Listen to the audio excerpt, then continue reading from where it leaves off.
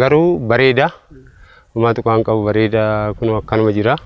Callaa garuu amma akka dalaynii akka amma nu abdachiisa. Amatatti si'a lamallee arganna.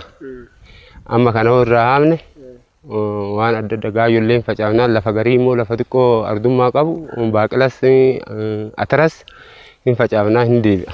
Baay'ee nu gargaaranii waan sila barbaachisu nu afoo jiraatanii jabaadhaa dalagaa keessanii jedhanii nu gorsanii jabaatanii akka dalagattan jedhanii warriin hindiyillee warriin gandallee nu afoo jiranii garuu baay'ee gaarii waan das nama jedhu baay'ee nu gargaaran. Madaabaraa haalaan arganne. Haala cimaan allaatti madaabaraa waan barbaaduuf madaabaraan haalaan nu seena.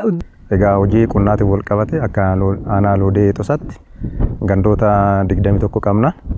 Gandoota kana keessatti baay'inaan qonni yeroo 3 geggeeffama. Qonna arfaasaatiin baay'inaan kilaastara garbuutu jira.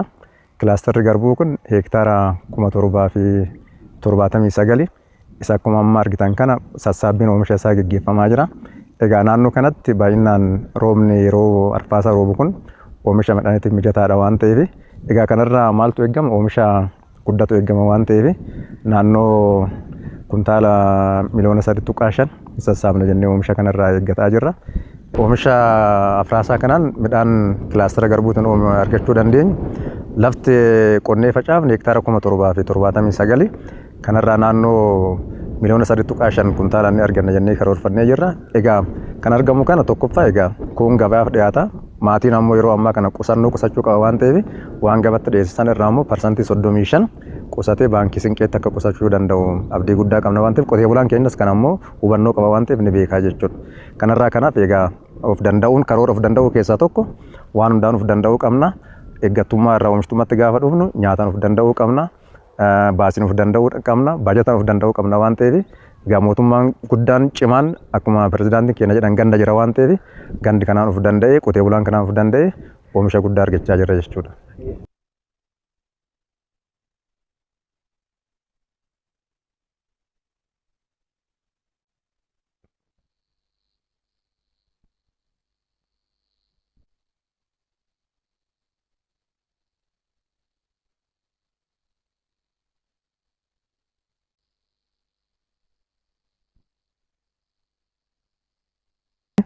Qonna arfaasaatiin baay'inaan kilaastera garbuutu jira.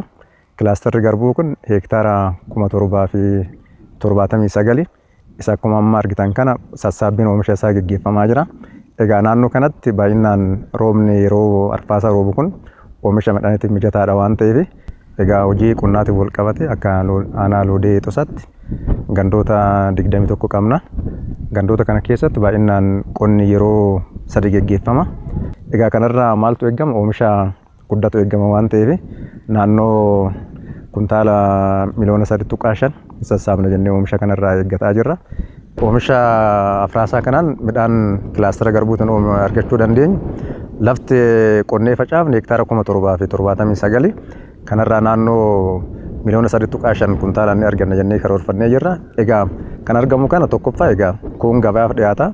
Maatiin ammoo yeroo ammaa kana qusachuu qaba waan ta'eef waan gabatti dhiyeessisan irraa ammoo parsantii 35 qusatee baankii sinqeetti akka qusachuu danda'u abdii guddaa qabna waan ta'eef qotee bulaan keenyas kan ammoo hubannoo qaba waan ta'eef ni beekaa jechuudha.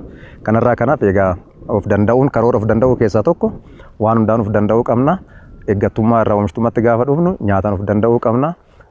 Baasiin of danda'uu qabna. Baajataan of danda'uu qabna waan ta'eef egaa mootummaan guddaan cimaan akkuma pirezidaantiin keenya jedhan ganda jira waan ta'eef gandi kanaan of danda'ee qotee bulaan kanaan of danda'ee oomisha guddaa argachaa jira jechuudha.